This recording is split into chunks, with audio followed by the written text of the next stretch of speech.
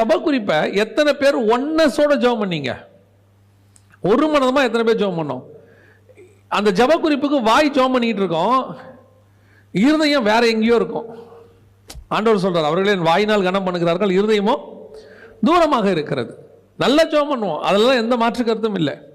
அதாவது தமிழ்நாட்டில் பிரேயருக்கு குறைச்சல் கிடையாது, பிரேயருக்கு குறைச்சலே கிடையாது. இங்கே வந்து ஆல் நைட் பிரேயர் இருக்குது, இங்கே வந்து ஃபாஸ்டிங் பிரேயர் இருக்குது, பெண்கள் ஜெபம் இருக்குது, ஆண்கள் ஜெபம் இருக்குது, அப்புறம் வந்துட்டு அமாவாசை ஜெபம், பௌர்ணமி ஜெபம், எல்லா ஜெபமும் இருக்குது. உங்களுக்கு என்னென்ன நாள் இருக்குதோ எல்லா நாள்லையும் என்ன இருக்குது? ஜெபம் இருக்குது. அதில் ஜெபத்துக்கு வந்து இங்கே குறைச்சல் கிடையாது. ஆனால் ஜெபம் எப்படி பண்ணப்படுகிறது அதுதான் கேள்வி. ஒரு மனதோடு கூட இருந்து பண்ணுறோமா? இன்னைக்கு நிறைய பேர் எங்கிட்ட சொல்லுவாங்க, அண்ணா இப்படி ஜெபம் பண்ணலாம், அண்ணே அங்கே ஜெபம் பண்ணலாம். ஜெபம் பண்ணலாம், பிரச்சனை கிடையாது. ஆனால் ஜெபிக்க வருகிறவர்கள் அத்தனை பேரும் எப்படிப்பட்டவர்களாக இருக்கிறாங்கன்றதுதான் கேள்வி. 50,000 பேர் கூடி நாங்கள் ஜெபம் பண்ணுறோம், 50,000 பேரும் ஒரு மனமாக இருந்தானா? 5 பேர் கூடி ஜெபம் பண்ணுறோம், 5 பேரும் ஒரு மனமாக இருக்கானா? 50,000 பேரால் செய்ய முடியாததை இந்த 5 பேர் செஞ்சிருவாங்க. கர்த்தரால் அந்த 5 பேரை வச்சு செய்ய முடியும். அங்கே மிக முக்கியமாக தேவையானது என்ன அப்படின்னு கேட்டீங்கன்னா, ஒரு மனம். இயேசு கிறிஸ்து சீஷரோடு இருக்கிற காலகட்டம் வரைக்கும் உருவாக்க முடியாத அல்லது அவர்களுக்குள் உருவாகாத ஒரு விஷயம் எதுன்னு கேட்டீங்கன்னா, ஒரு மனம். இப்போ பார்த்தீங்கன்னா அவங்களுக்குள்ள என்ன வந்துருச்சு? ஒரு மனம் வந்துருச்சு. வாசிங்களேன், அப்போஸ்தலர் நடபடிகள் 1ஆம் அதிகாரம் 14வது வசனத்தை வாசிங்க. அங்கே இவர்கள் எல்லோரும் ஸ்திரீகளோடும் இயேசுவின் தாயாகிய மரியாளோடும் அவருடைய சகோதரரோடும் கூட ஒருமனப்பட்டு ஜெபத்திலும் வேண்டுதலிலும் தரித்திருந்தார்கள். இன்னும் யார் வரல? பரிசுத்த ஆவியானவர் இன்னும் ஊற்றப்படலை. பரிசுத்த ஆவியானவர் 2ஆம் அதிகாரத்தில் தான் ஊற்றப்பட்டார். 1ஆம் அதிகாரத்தில் பரிசுத்த ஆவியானவர் ஊற்றப்படலை. ஆனால் அவர்களுக்குள் தேவையான ஒரு மனம் இப்பொழுது வந்துவிட்டது. இன்னும் நான் ஒருபடி மேலே சொல்லுவேன், நீங்கள் ஒரு மனதோடு கூட கூடி இருக்கும்போது பரிசுத்த ஆவியானவரே உங்கள் மத்தியில் வருவார், உங்கள் மூலமாய் ஒரு பெரிய காரியங்கள் செய்வார். இன்னைக்கு இந்த ஒரு மனம்ங்கிறது நம்ம என்ன நினைக்கிறோம்? சபையில் ஒரு மனம் இல்லைங்க. சபையில ஒரு மனங்கிறது 2வது தான்.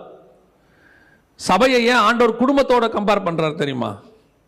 சபையும் இயேசு கிறிஸ்துவையும் கணவனுக்கும் மனைவிக்கும் ஏன் கம்பேர் பண்றாருன்னா, கணவனும் மனைவியும் வீட்டில் ஒரு மனம் இல்லாம சபை ஒரு மனமா இருக்காது.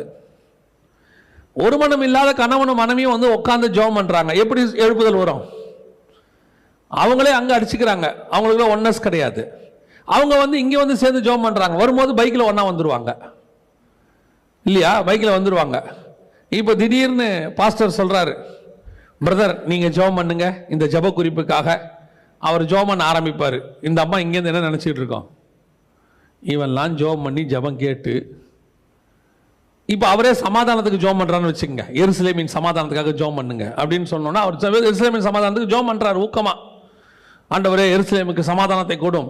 இந்த ஆளே சமாதானம் இல்லாமல் அலையிறான், இவனே சண்டை போடுறான், இவனு ஜெபம் பண்ணி சமாதானம் வருமா? அந்த அம்மா சோத்திரம் சோத்திரம் சோத்திரம். இந்த அம்மா இப்போ எதுக்கு சோத்திரம் பண்ணிக்கிட்டு இருக்கு? இப்போ எப்படி அங்கே வந்து எருசலேமின் சமாதானம் வரும்? எங்கே எழுப்புதல் வரும்? சபை என்பது என்ன? வெறும் கட்டடம் அல்ல, நீங்களும் நானும் தான் சபை. அப்போ சபையில் ஏற்படக்கூடிய ஒவ்வொரு ரியாக்ஷனுக்கும் ஆக்ஷன் எங்கே இருக்குன்னா வீட்டில் இருக்கு. அதனால தான் சபையும் வீட்டையும் கர்த்தர் ஒன்றா சொல்கிறாரு. வீட்டுக்குள்ள உங்களுக்குள்ள ஒரு மனமாக இருக்க முடியல, ஆனால் சபைக்குள்ள வந்து மட்டும் ஒரு மனமாக இருக்கிறீங்க. என்ன கேட்டால், சபை என்பது நாம் எல்லோரும் மாய்மாலம் பண்ணக்கூடிய மிக முக்கியமான இடம். அவங்க எல்லாம் சொல்லுவாங்க, வீட்டில் 1000 இருந்தாலும் வெளியே நம்ம அதை காட்டிக்க கூடாது. நல்ல விஷயம், கரெக்ட். ஆனால் எங்கே வந்து காட்டுவான் தெரியுமா? சபையில். அவங்க 2 பேரும் ஆக்கில்லா பிரிஸ்கில்லா மாதிரி இருப்பாங்க. வந்தாங்கன்னா இங்கே வந்து உட்காந்துருக்கும் போது ஐயோ அவருக்கு அது பிடிக்கவே பிடிக்காது. 2 பேருக்கும் தெரியும். என்ன கொடுமைன்னா, உங்கள் ஊழியக்காரருக்கு தெரியாது, ஆவியானவருக்கு தெரியும். படுபாவி எப்படி நடிக்கிறோம் பார் இல்லையா? அந்த அம்மா சொல்லும், சும்மா சாதாரணமாக கேட்பார் பாஸ்டர், என்னது பிரதர் இன்னைக்கு சாப்பிட்டீங்களா, என்ன சாப்பாடு? பாஸ்டர் அவருக்கு வெண்டைக்காய் பிடிக்காது பாருங்க, அதனால் அதுதான் செஞ்சுட்டு வந்திருக்கோம். அவருக்கு என்ன பிடிக்காதோ அதை செய்யறதுல அந்த அம்மாவுக்கு அப்படி ஒரு அலாதி பிரியம், ஒரு மனம் இருக்காது. ஆனால் இங்கே வந்து உட்காந்துக்கிட்டு தேசத்துக்காக, உலகத்துக்காக, சமாதானத்துக்காக, எழுப்புதலுக்காக எப்படி வரும்? நல்லா கவனிச்சு பாருங்க. அவங்களுக்குள்ள ஒரு மனம் வந்த பிறகுதான் பரிசுத்த ஆவியானவர் ஊற்றப்படுறாரு. ஒரு மனம் வந்த பிறகுதான் ரிவைவல் வருது. இன்னைக்கு ஏன் நிறைய பேருடைய குடும்பம் ஆசீர்வதிக்கப்படல. ஏன் நிறைய பேருடைய ஊழியம் எக்ஸ்பெக்ட் பண்ற அளவுக்கு போகல? காரணம் என்ன? அவர்களுக்குள் ஒரு மனம் கிடையாது. சில நேரத்தில் ஆச்சரியமாக இருக்கும், ராங் டாக்டரின் பேசுற ஊழியக்காரன் இருக்கான்ல, தப்பான டாக்டரின் பேசுறவன், அவன் தப்பா பேசுறாங்கிறது உலகத்துக்கே தெரியும், அந்த அம்மாவுக்கும் தெரியும். ஆனா அவங்களுக்குள்ள இருக்கிற அந்த ஒரு மனதை பார்த்திருக்கீங்களா? அனனியா சபீரல் மாதிரி அப்படி ஒரு மனம். ஒருத்தர் சொல்றாரு, என்னை பார்க்க பிதாவாகிய தேவன் வந்தாருங்கிறார். மனைவி கூட வந்து சொல்றாங்க, ஆம் நானும் பார்த்தேன் பிதாவை. என்ன ஒரு மனம் பாருங்க. இதெல்லாம் அனனியா சப்பீரலை தாண்டினது. பிதாவாகிய தேவனை போயே பார்க்க முடியாதுன்னு இருக்குது. பிதாவாகிய தேவன் எங்க வந்தாரு? என்ன பார்க்க வந்தாரு? என்ன பார்க்க வந்ததுக்கு இப்ப யாரு அதுக்கு ஆத்தரைஸ்ட் பண்றது? ஒரு ராங் டாக்டரின் பேசுறவனுக்கு அவன் மனைவி எவ்வளவு ஆத்தரைசேஷன் பாருங்க. சத்தியம் பேசுறவனுக்கு கீழே உட்காந்துக்கிட்டு ஒரு பிசாசு மாதிரி உட்காந்துருக்கும். இன்னைக்கு ஒரு மனம் என்பது எங்கே இருக்கிறது? இப்போ பாருங்க, அப்போஸ்தலர் நடபடிகள், இப்போ ஏதோ பரிசுத்த ஆவியானவர் ஊற்றப்பட்ட அன்னைக்கு மட்டும்தான் அவங்களுக்கு ஒரு மனம் வந்ததுன்னு அர்த்தம் இல்லை. 2ஆம் அதிகாரம் அப்போஸ்தலர் நடபடிகள் 46வது வசனத்தை வாசிங்கள். அவர்கள் ஒருமனப்பட்டவர்களாய் தேவ ஆலயத்திலே அனுதினமும் தரித்திருந்து வீடுகள் தோறும் அப்பம் பெற்று மகிழ்ச்சியோடும் கபடமில்லாத இருதயத்தோடும் போஜனம் பண்ணி. அவ பாருங்க, ஒரு மனம்ங்கிறது ஏதோ ஒரு நாளைக்கு வர்றதில்ல. அவர் ஒருமனப்பட்டவர்களாய் தரித்திருந்து, அதுக்கப்புறம் அவன் அப்படியே தான் இருக்கான், எல்லாத்துலயும் ஒன்னஸ். அப்போ ரிவைவலுக்கு காரணம் என்ன?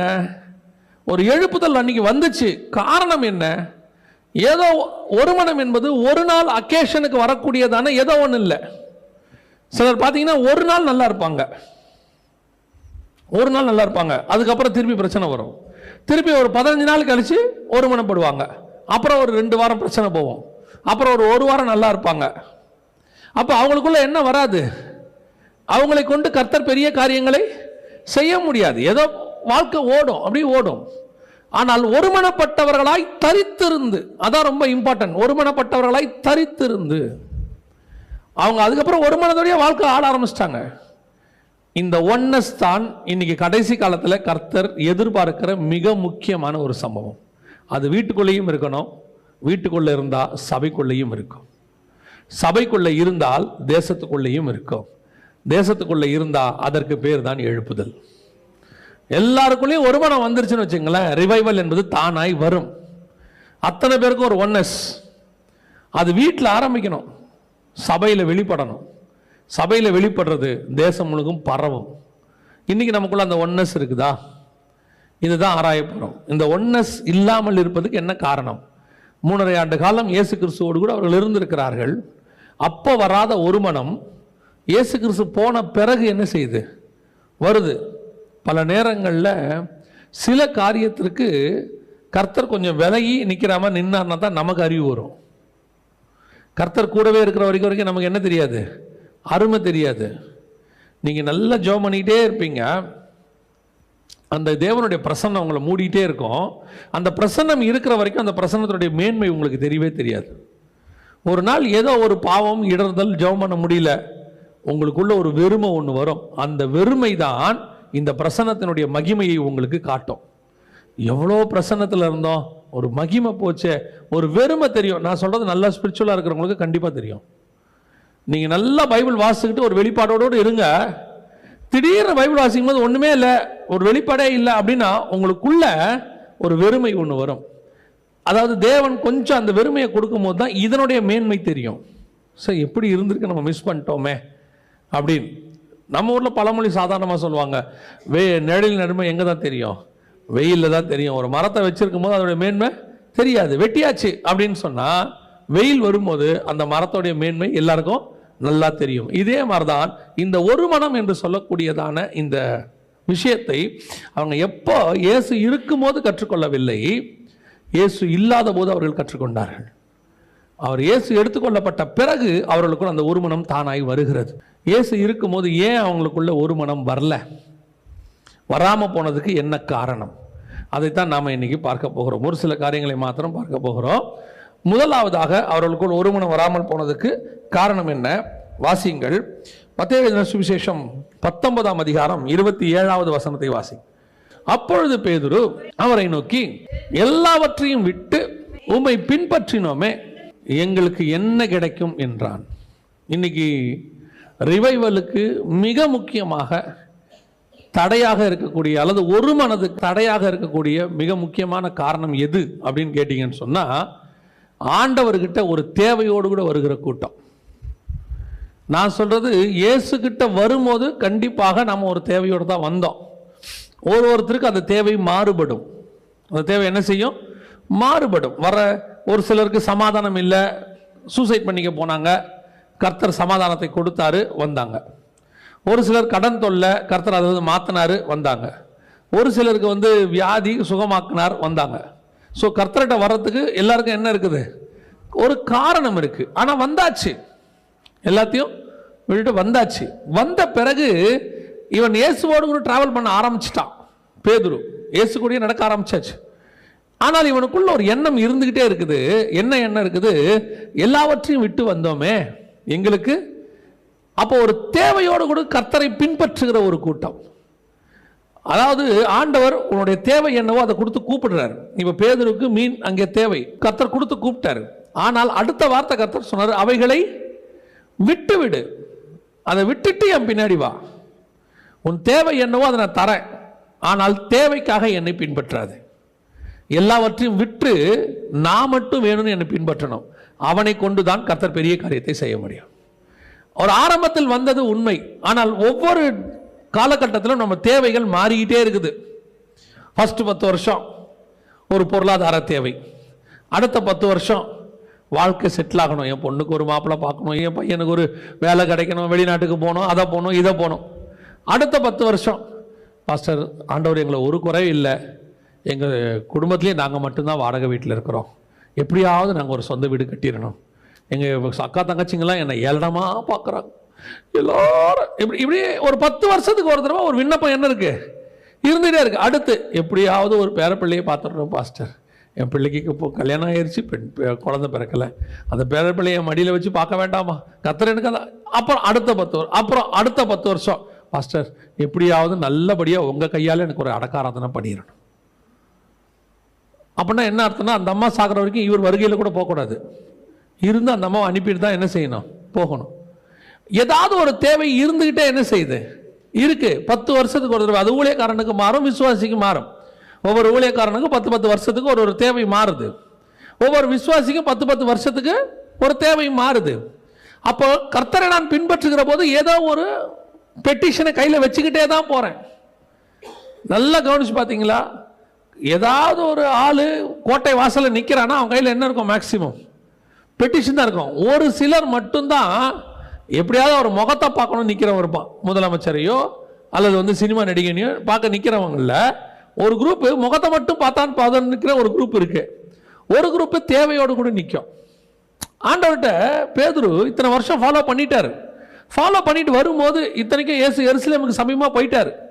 அடுத்து அவர் உள்ள எருசலேமுக்குள்ள பாட அனுபவிக்க போகணும். அப்ப கேட்கிறான் இயேசுவை பார்த்து, எல்லாவற்றையும் விட்டு பின்பற்றினோமே, எங்களுக்கு என்ன கிடைக்கும்? இந்த என்ன கிடைக்கும்னு கேட்கறவனை வச்சு எதுவுமே செய்ய முடியாது. ஆண்டவர்கிட்ட தேவையோடு கூட நிறைய பேர்கிட்ட இன்னைக்கு என்ன ஒரு நோக்கம் இருக்குன்னா, ஆண்டவரை நான் ஒரு வேலை பார்த்துக்கிட்டு இருந்தேன், ஊழியத்துக்கு வரவங்க வேலை பார்த்துக்கிட்டு இருந்தேன், அந்த வேலையை விட்டுட்டு ஆண்டவர் என்ன ஊழியத்துக்கு வர சொன்னார். கரெக்ட். இவங்களும் தியாகத்தோட என்ன செஞ்சிடறாங்க? ஊழியத்துக்கு வந்துடுறாங்க. வந்துட்டு இப்ப என்ன பண்றாங்க? அங்க எதை நான் வேலை பார்த்திருந்தா என்ன கிடைச்சிருக்குமோ அது எனக்கு எங்க வேணும்? இங்க வேணும். அப்படின்னா இவங்க என்ன பண்ணிருக்கிறாங்கன்னா, ஆல்டர்னேட் வேலை மாத்தி இருக்கிறாங்க, ஆல்டர்னேட் ஊழியம் மாத்தி இருக்கிறாங்க. வேலைக்கு பதிலாக ஊழியத்துக்கு வந்திருக்காங்க. அவ்வளவுதான். இவங்களுடைய மைண்ட் ஊழியத்துக்கு வரல. ஊழியம் என்பது வேறு. நீங்கள் வேலை பார்ப்பது சர்வை பண்றதுக்காக, வாழ்றதுக்காக. நீங்கள் ஊழியம் பண்ணுவது சாவதற்காக, நித்திய ஜீவனை சுதந்திரிப்பதற்காக. நித்திய ஜீவனை சுதந்திரிக்கணும்னா இந்த ஜீவன் சாகணும். என்னை நான் சிலுவையில் அறைந்திருக்கிறேன், இது செத்தாதான் நித்திய ஜீவன். அப்ப ஊழியம் என்பது சாவது, வேலை என்பது உலக வேலை என்பது வாழ்வது. நீ வாழ்றதுக்காக. அந்த உலக வேலை பார்க்குறவன் எல்லாம் பாருங்க, மாசம் மாசம் சம்பாதிப்பாங்க. பிள்ளைகளுக்கு நாங்கள் என்ன செய்கிறோம்? வீடுக்கு வீடு கட்டுவோம், வாசல் வாங்கி வைப்போம், இடம் வாங்கி போடுவோம், அப்புறம் ஒரு காலகட்டத்தில் பெம்பளை பிள்ளையா இருந்தால் கல்யாணம் பண்ணி வைக்கணும், பையனா இருந்தால் கல்யாணம் பண்ணி வைக்கணும், அப்புறம் ஒரு காலகட்டத்தில் பேர பிள்ளையை பார்க்கணும். அவன் தாட் அவ்வளோதான். அதை தாண்டி அவன்கிட்ட ஒண்ணுமே இருக்காது. இப்போ நீ தேவன்கிட்ட வந்தாச்சு, இங்க வந்து உன் தாட் என்னவா தான் இருக்குது. அப்ப என்ன நீங்க மாறி இங்க வந்தீங்க? அப்ப ஆண்டவர்கிட்ட வந்ததுடைய பிரயோஜனம் என்ன? ஏதோ ஒரு தேவை, என்ன கிடைக்கும், என்ன கிடைக்கும், என்ன கிடைக்கும். அதுவும் பெரிய கொடுமையான ஒரு விஷயம் என்னன்னா, பேதுரு இந்த கேள்வியை எப்ப கேட்பார் தெரியுமா? ஒரு பெரிய பணக்கார வாலிபன் வந்தான். வந்துட்டு அவன் ஆஸ்தி மிகுதியா இருந்தபடியினாலே என்ன பண்றான், அவன் துக்கத்தோடு கூட திரும்பி போயிட்டான். இவர் துருத்துருன்னு அடுத்த கேள்வி கேட்கிறாரு, ஆண்டவரே அவன் நீர் எல்லாவற்றையும் விட்டு வர சொன்னீர், அவன் வரமாட்டான்ட்டான். ஆனா அவன் யாரு? மிகுந்த ஆஸ்தி உள்ளவன், நியாயமா சம்பாதிச்சவன். அவன் விட மாட்டான்ட்டான். இவர் உடனே குவாலிஃபிகேஷனை உயர்த்துறாரு, இவருடைய கிரைட்டீரியாவை கொண்டு வந்து காட்டுறாரு. நான் யார் தெரியுமா ஆண்டவரே? எல்லாவற்றையும் விட்டு வந்தேன். ஏற்கனவே சொல்லியிருப்பேன், நம்மளா இருந்தால் அந்த கேள்வி அதுக்கு பதிலே வேற தான். பேதுரு இப்படி சொன்ன உடனே நம்ம ரிப்ளை என்னவா இருக்கும் தெரியுமா? சரி பேதுரு, என்ன விட்ட சொல்லுப்பா, ஒரு லிஸ்ட் போடுவோம். நீ விட்டது என்ன? ஆண்டவரே நான் வந்து போட்டை விட்டேன். என்ன போட்டு? ரா முழுவதும் பிரயாசப்பட்டாலும் ஒரு மீனும் கிடைக்காத ஒரு போட்டு. ஆண்டவரே வலைய விட்டேன். என்ன வலைய விட்ட? மருந்துக்கு கூட ஒரு மீன் கிடைக்காது. இல்ல 2 போட்டு நிறைய மீன் கிடைச்சது. அது உனக்கு மீன் பிடிக்க தெரியாம நீ பண்ணது, நான் சொன்னதுனால உனக்கு கிடைச்சது. அதுவும் நீ பிடிச்சது இல்லை, நான் சொன்னதுனால அது கிடைச்சது. நீ என்ன பிடிச்ச? ஒன்றும் பிடிக்கல. இப்போ என்ன விட்ட? நம்மளா தான் என்ன செய்வோம்? இப்படி ஒரு கேள்வி கேட்போம். கர்த்தர் அவர் ஆண்டவர், நம்ம மனுஷன், அதான் டிஃபரன்ஸ். அவர் பெருந்தன்மையாக சொல்றார், பரவாயில்லப்பா மறுஜன்ம காலத்தில் நீ நியாயம் இருக்கிறவனாக இருப்பாய், அதெல்லாம் சொல்றார். இப்போ நமக்கு உள்ள இந்த ஒரு எண்ணம் இருந்துகிட்டே இருக்கு. ஆண்டவருக்காக விட்டுட்டு வந்தோம், என்ன விட்டோம் சொல்லுங்களேன்? ஆண்டவருக்காக நம்ம என்னதான் விட்டோம்? பல நேரங்களில் சில பரிசுத்தவான்கள், பவுல் எடுத்துக்கோங்களேன், அவர் சொல்றாரு எல்லாவற்றையும் நஷ்டமும் குப்பையும் என்று விட்டேன். அப்படின்னா அதுல ஒரு நியாயம் இருக்கு. லாபமான அனைத்தையும் பேதுரு விட்டது நஷ்டமானது, பவுல் விட்டது லாபமானது. லாபமான என்ன? என் வாழ்க்கைக்கு அது லாபம், ஆனா ஸ்பிரிச்சுவாலிட்டிக்கு அது நஷ்டம். பேதுரு எல்லாவற்றையும் விட்டேன்னு சொன்னது எது தெரியுமா? ஸ்பிரிச்சுவாலிட்டிக்கு லாபம் இல்லை, வாழ்க்கைக்கு லாபம். இன்னைக்கு நாம என்ன செய்யறோம்? ஏதாவது ஒன்று வாழ்க்கையில் ஏதாவது ஒன்று விட்டுருக்குறோம். கண்டிப்பா யாரும் இங்கே உங்களுடைய தியாகத்தை கர்த்தர் கனவீனப்படுத்தல. ஆனா அதையே கட்சி வரைக்கும் யாராவது ஒருத்தர் உங்களை அடிச்சிருப்பாங்க 20 வருஷத்துக்கு முன்னாடி.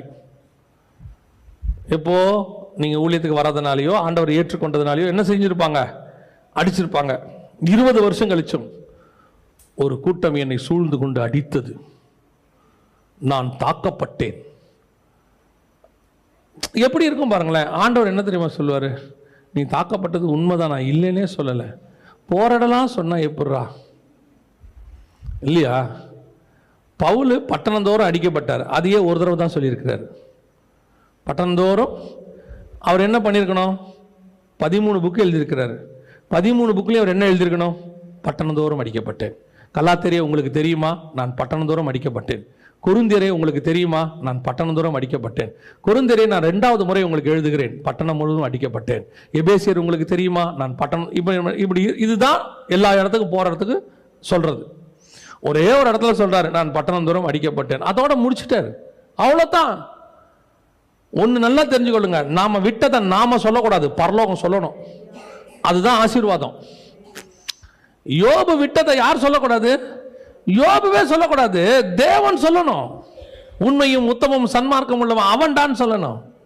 இன்னைக்கு ஒரு கூட்டம் என்ன கிடைக்கும் ஆண்டவரே, என்ன கிடைக்கும் ஆண்டவரே, இது இப்படி இது எப்படி மாறி எப்படி ஆயிடுச்சு தெரியுமா? இவன் என்ன கிடைக்கும் கேட்டது போக நீயும் கேளு, கர்த்தர் உனக்கும் தருவார். இப்போ ஒரு குரூப்பே என்ன ஆயிடுச்சு? ஆண்டவரே எனக்கு என்ன கிடைக்கும், ஆண்டவர் என்ன கொடுப்பீங்க?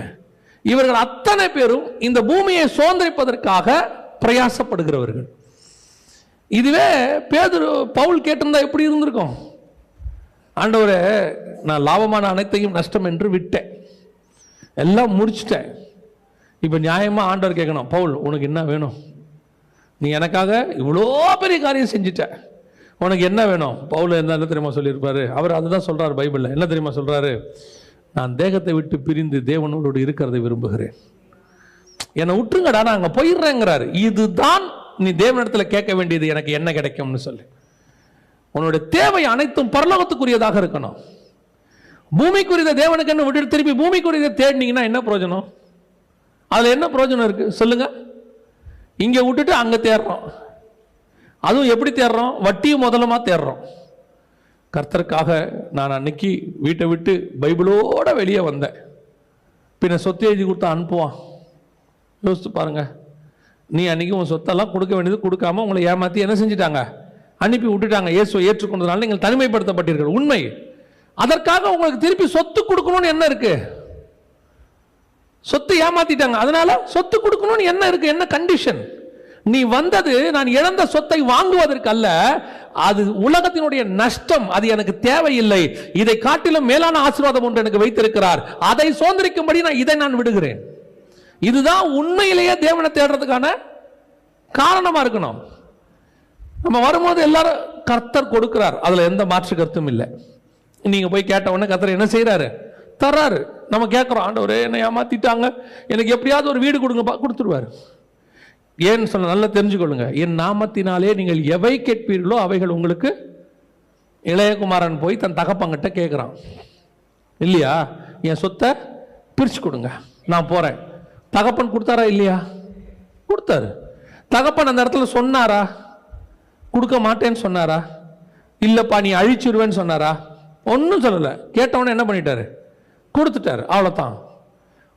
ஏன்னா அந்த தகப்பனுக்கு நல்லா தெரியும், இவன் எங்கிட்ட கேட்குற எதுவுமே மேன்மையானது கிடையாது, இவை எல்லாம் அழியக்கூடியது. இவனுக்கு இன்னும் எது தெரியல, அப்பா இந்த சொத்து இல்லப்பா, சொத்தை விட மேலான நீங்க தான் எனக்கு வேணும்னு அவனுக்கு தெரியல.